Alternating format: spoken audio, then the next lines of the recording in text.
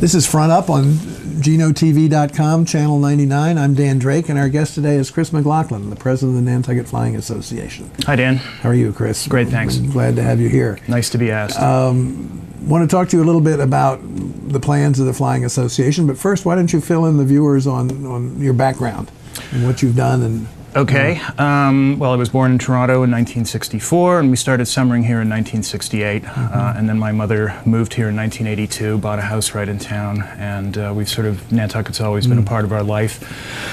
We did, however, move in between that, before 1982, over to London for several years, and you know, my grandparents were British, a lot of family are British, so I wound up getting a job with British Airways and flying for them for 21 years, and that was wonderful. Started out on a little 100-seat jet, then went to the DC-10, and latterly the final 15 years were spent in the 747-400. The final 4 years, in fact, were as captain, and then all of a sudden a sort of a catastrophe happened about 3 years ago. I had multiple organ failure.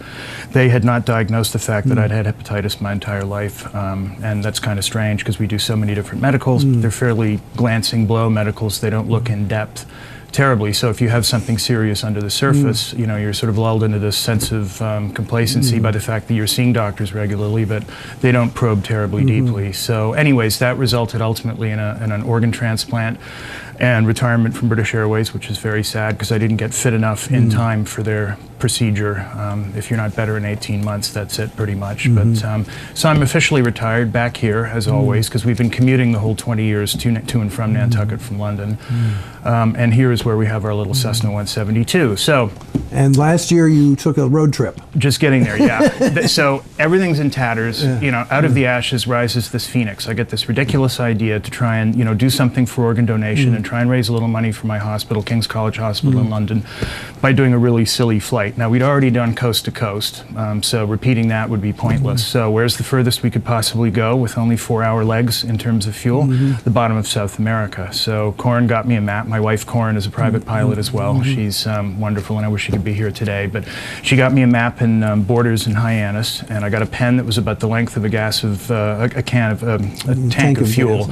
And worked my way down the map and figured out that with 1 or 2 possible edgy exceptions, it was quite possible to do it. So we left here last year and flew down to Florida, around the Caribbean, and basically down the right-hand side of South America till we got to Rio Gallegos in southern Argentina, out to the Falkland Islands, back across to Tierra del Fuego. How long is that a flight? That's, in total, it was 23,000 miles. No, but I mean from South America, from Argentina to the Falklands was 400 miles over some of the most treacherous water in the world. It was probably not a great idea, but you know, we mitigated the risks where possible. We had flotation stuff, rafts, and you know, anywhere near the Falklands, you've got the Royal Air Force to pick you out of the water. But over on the Argentine side, the search and rescue situation is especially if you're grim. coming from the Falklands. Well, yeah, there's a little hostility between the two. But what was rather fun was we called up the Royal Air Force and asked if they would like to intercept us on the way in, and they sent out 2 fighters and welcomed us in on each wingtip, which was really an incredible experience. So we did all this in the name of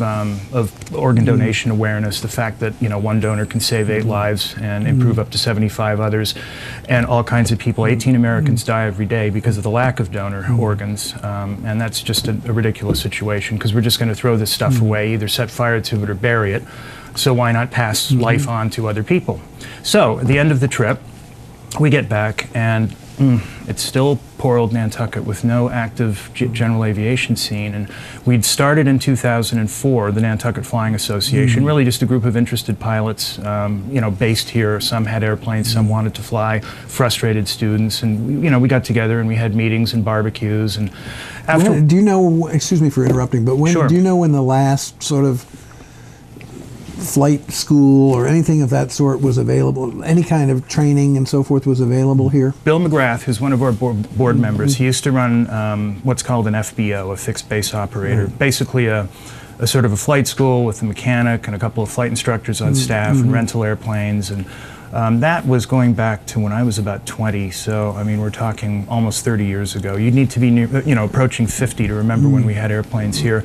Ocean Wings, our island-based charter outfit, they actually had a little Piper Archer at one point that you could rent, but it was sort of the unloved end of the operation and was eventually sold off, and it flew crooked, and you know, you wonder who had done what to it over the years. But so it's been a long time, and I guess we're used to we don't, you know, we haven't had it, so we're not aware that we need it, and we're not aware of how good it could be. And you know, there have been little periods of activity when an instructor would bring something over from Hyannis on Saturdays, and people would line up and have lessons. But then it would be foggy, or it would be snowing, or raining, or something. I think the last CFI that came out here, I think she got pregnant and then just sort of disappeared forever. So all these poor islanders have gotten so far in their training, and then kaput, it goes away again. So rather than sort of sitting around at the airport on Tuesday evenings for prime rib crying into our beers about the lack of general aviation, we decided this time around, let's give it one more shot. We were given a little funding by some very kind people, and that's enough to do a slightly different approach to things this time. Typically you get an airplane and form the club around that, and you can get 5 or 6 people sharing ownership of an airplane. You can get just you know, leasing back an airplane from an owner who, you know, doesn't use it enough, and there are a variety of ways to do it, but we're going to start with a slightly different take. Now, we're helped by the Aircraft Owners and Pilots Association, or AOPA. It's kind of the NRA of, or AARP of little airplanes, but it's about little airplanes. It's not big, scary, and nasty. And they are sort of an over every aspect of GA body that really is wonderful for general aviation. GA is general aviation, I should add. So they've started an initiative to try and create up to 2,000 flying clubs across the country, and we thought, well, that's kind of interesting. So there's a lot of material being thrown at it, a lot of sort of, you know, webinars and seminars, and a lot of help basically to try and get stuff like this going. Now, we were already a 501c3, which Carl England, another of our board members, had done back in 2004 when we formed the club. So we thought, well, to be a C3 and a flying club, we have to be very strong educationally. So that's good. We like education. We like to, oh, actually, I should mention that Bob Egan came into the mix about a year ago. And he is, of course, the guy behind Egan Maritime Institute. He's head of that, and he's really interested in youth education stuff. You know, we thought this time, let's start with community-based activities. So last week, you may have noticed in the newspaper, we had a film night at the Dreamland Theater.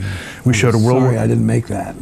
I was under the weather. I understand that, and I'm sorry. Everybody seems to be getting this thing. I had it the week before, but you know, cold January night, very, very cold in town. We managed to get over 80 people to the Dreamland Theater, and that's, I think, quite an achievement in the middle of winter. So that was our first step. We're going to have various guest speakers throughout the year. Starting in about 2 months' time, we'll have our first guest speaker.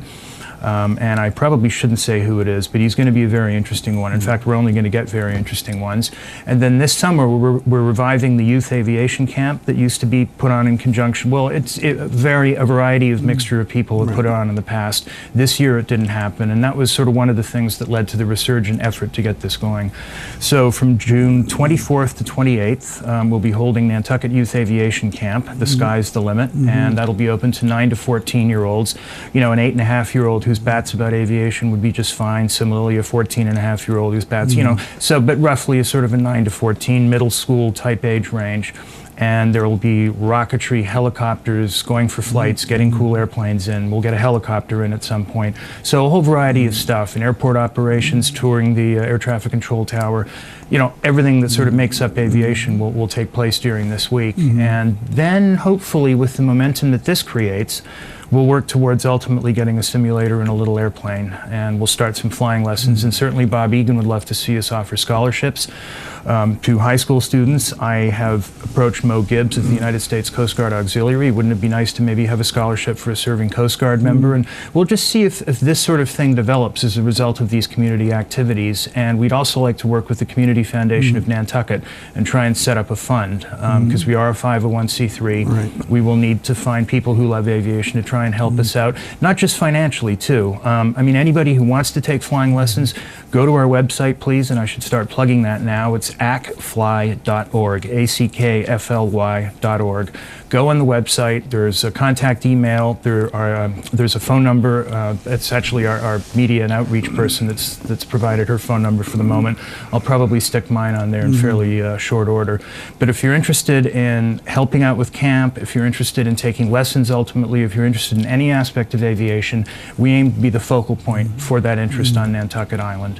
And, you know, obviously we'd like to raise some money along the way, but we think it would be a really good idea to have a little airplane out here, let kids learn to fly, and develop a sense of responsibility. It validates their education, it shows why they're doing math and science, and it's just darn good fun. Well, you also have a bunch of pilots here, general aviation pilots, who are getting a little long in the tooth, and it would be nice to figure out a way to replace them. Absolutely, that, and also get those guys back up in the air, because a lot of them have been long dormant, and some of these frustrated students from the past, I'm sure they'd like to pick it up and see it through to completion. Another of our board members is, well, I mentioned Bill McGrath already. In fact, he's a flight examiner, so we actually have somebody that can administer the tests on island.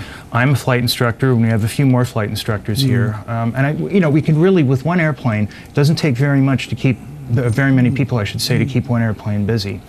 And I think really there's room for certainly one, and we could get a neat little desktop simulator, probably about the size of this television screen here. They're about $7,000, and you can do instrument training as well as visual training on them, because there's a visual display that actually is included in the machine. So it's something that's so missing on an island, where we have only two ways to get here and get off. Aviation obviously and boats, and you can't play with sailboats in the wintertime when the harbor's frozen. This is a perfect time of year to go flying. I mean, obviously not when it's snowing or not when it's blowing terribly hard, but we have beautiful winter days, and people could really enjoy the the magic of aviation, the beauty of aviation, the utility of aviation, and the sort of look over the horizon. You're on a small island, but you get up to 1,000 feet and you can see the rest of the world. And you can run over to Trader Joe's in Hyannis and do a load of shopping. You can sort of leave here and be back within 2 hours, with a nice little insulated bag full of all your favorite frozen stuff. So it's just a great thing, and I can't believe it's not here. And I don't know, maybe after all the stuff that happened to me 3 years ago, maybe this is kind of my legacy to try and bulldoze this through. But we've got a great bunch of people. I should also mention our, I've mentioned every other board member. Steve Drabkin has just joined our board. He's our postmaster. Carl England, Bill McGrath, and myself, and Bob Egan, and we're just determined to try and make this thing work. Good. So, is the information about the camp on your website? It will be very soon. We're going to have forms, and the dates are on there now. But we're going to have all the information and basically a downloadable pack as of about March the 1st. That's all being worked on at the moment. We'll upload it to the website fairly soon, which again is ackfly.org. Good. What else are you doing here in your free time now? Not a lot. I'm sort of planning a flight. Our mission to South America was called Flight for Lives, and flightforlives.com, the 4 being a number 4. The website's up. There's some pretty beautiful pictures of South America, the Caribbean, the whole way down there and back, and lots of penguins. And that was amazing, and a once-in-a-lifetime thing, which could never be repeated. I mean, it was just raw, completely unfocused adventure. It was just all over the place and wonderful, and the plane broke, and I got sick, and had to go to the hospital twice, and we had all sorts of fun with, customs and immigration, and as you pointed out, the hostility between Argentina and the Falkland Islands, that proved its own little bit of fun, and we made the newspapers in Argentina. But it was pretty amazing. Can't be repeated. But what could we do? And something that would be very interesting would be to try and fly across the Atlantic by going up to Baffin Island, Greenland, Iceland, Faroe Islands, and down into Britain, because I have a long-standing relationship with Britain. My wife Corin's British, and we sort of been spreading the idea around a little bit, starting last July at the Farnborough Air Show this year. And the Farnborough Air Show is like the world's premier aviation event. So at the show, it got published that this was our ideal. And I just mentioned it in passing to a reporter that we were talking to. And he put it in the story. So I thought, okay, it's gone official now. So we then sort of friend of friend had a contact in Boeing, and he went to the Farnborough Air Show CEO and said, it'd be kind of cool if these guys were able to fly into Farnborough. Sort of the feel-good act. We'd be tucked down by the hamburger truck probably, but that's fine. It doesn't matter where we are. Just to be at the world's premier event would shine a lot of focus on the whole organ donation issue. So it looks like they're going to, Boeing have gone in, our friend at Boeing has gone in and said this, and they're pretty much behind it. The CEO called me up last month with a bunch of reasons why it couldn't happen, and I had answers for all of them. And he said, well, it looks okay. We'll make a formal decision in February or March. So I'm just waiting to see if that's going to happen, and then hopefully in June 2014 we'll be flying across the Atlantic. So that is exciting. Nantucket to Farnborough. That's exciting. And we'll camera it up. It'll be all over the web. Sort of Flight for Lives 2.0. And hopefully you'll give Gino a crack at it. When you Absolutely. Absolutely. Exclusive rights. Thank you. Great, Chris. Thanks very much. Thanks very much, you coming. Dan. Good luck with the Flying Thank you very much. Association. We, as you know, from the airport's perspective, Yep. we're very supportive of it to the extent we can be. So hopefully it will work out well I'm for really everybody. hoping that it's going to be a great thing for everybody on Nantucket. Good. It's just so much fun. Thank you. You Thanks. bet.